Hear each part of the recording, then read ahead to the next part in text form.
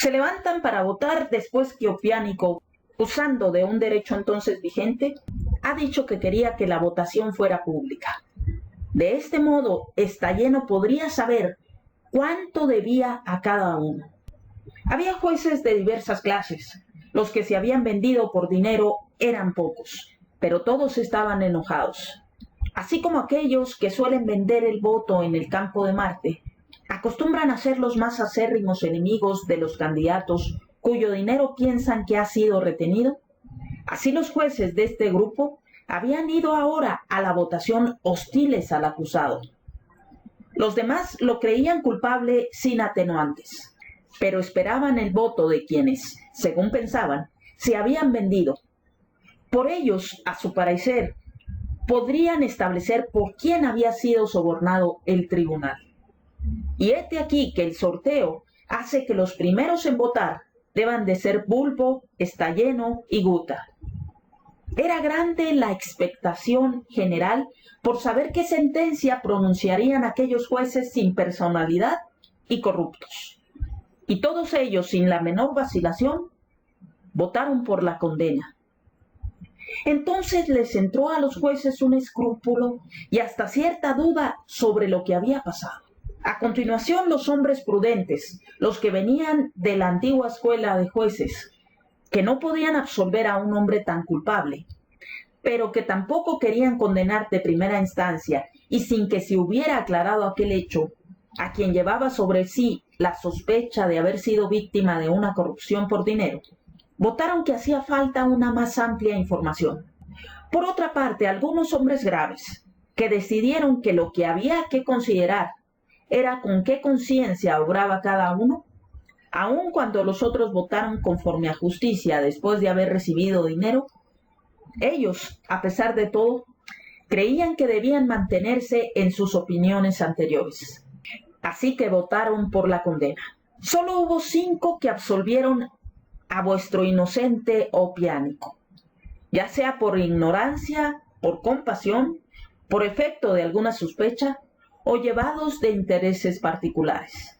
Condenado Opiánico, inmediatamente Lucio Quincio, un ardiente demagogo que tenía por costumbre recoger todos los vientos de los rumores y de las asambleas del pueblo, creyó que se le había presentado la ocasión de medrar gracias a la impopularidad de los senadores, porque consideraba que los tribunales de justicia constituidos por este orden ya no eran del agrado del pueblo. Se tienen hasta 2 asambleas llenas de pasión y de dureza. El tribuno de la plebe vociferaba que los jueces habían aceptado dinero por condenar a un acusado inocente.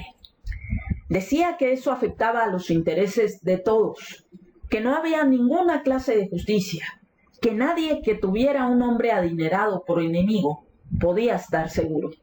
Los que ignoraban todo este asunto, como no habían visto nunca a Opiánico y se pensaban que era un hombre excelente y lleno de virtud, que había sido condenado por el dinero, conmovidos por la sospecha, comenzaron a poner el asunto sobre el tapete y a reclamar que se revisara toda aquella causa.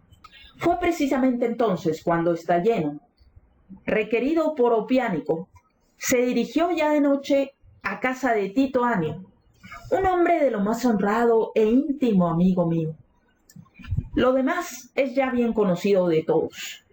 Cómo Opiánico le habló del dinero, cómo el otro le dijo que se lo devolvería, cómo toda aquella conversación fue escuchada por unos hombres de bien, que en ese momento estaban escondidos expresamente allí cerca. Cómo la intriga fue descubierta y puesta de manifiesto en público foro, y cómo todo el dinero le fue bruscamente arrebatado a Estalleno.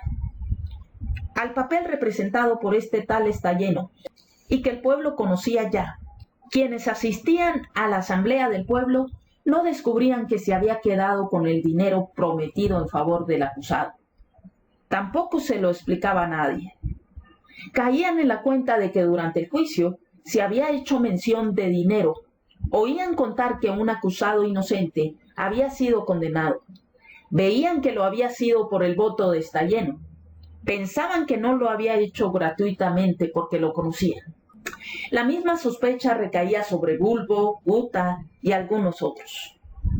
Admito, pues, porque ahora ya lo puedo admitir sin peligro, sobre todo en este lugar, que como no solo la vida de Opiánico, sino también su nombre, habían sido ignorados del pueblo hasta ese momento, como por otra parte, parecía algo indignante que un hombre inocente hubiera sido víctima del poder del dinero, como además esta sospecha se veía incrementada por la maldad de Estalleno y por la falta de dignidad de algunos jueces que eran como él, como por otro lado la causa era defendida por Lucio Quincio, hombre no solo revestido de un gran poder, sino hábil en inflamar los sentimientos del pueblo.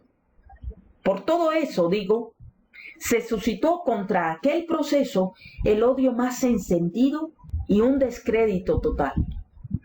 Y recuerdo que entonces, cuando las llamas de ese fuego eran todavía recientes, Gayo Junio, el presidente de aquel tribunal, se vio precipitado en ellas, y aquel hombre que había sido edil y que en la opinión de todos era tenido por pretor, no tras un debate, sino por el griterío de la gente, se vio apartado del foro e incluso de la ciudad.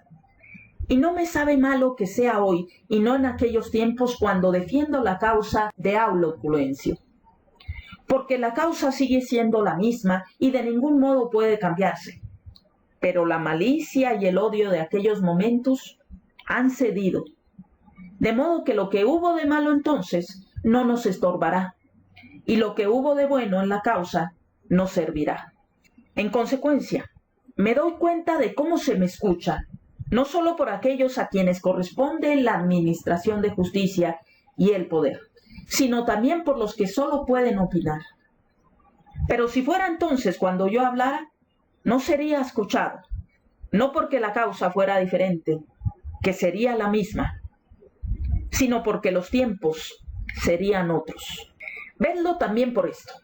¿Quién entonces se habría atrevido a decir que Opiánico había sido condenado porque era culpable? ¿Quién se atreve a negarlo ahora?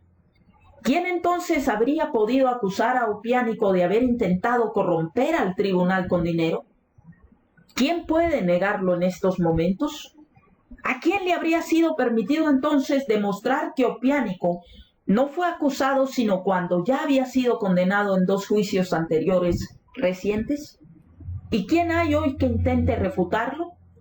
Así pues, dejando a un lado ese odio que el paso del tiempo ha mitigado, contra el cual se alzó mi discurso y al que vuestra honradez y vuestra justicia han mantenido lejos de la investigación de la verdad, ¿qué otra cosa queda en este proceso? Consta que durante el juicio corrió el dinero. Lo que se busca es de dónde salió, si del acusador o del acusado.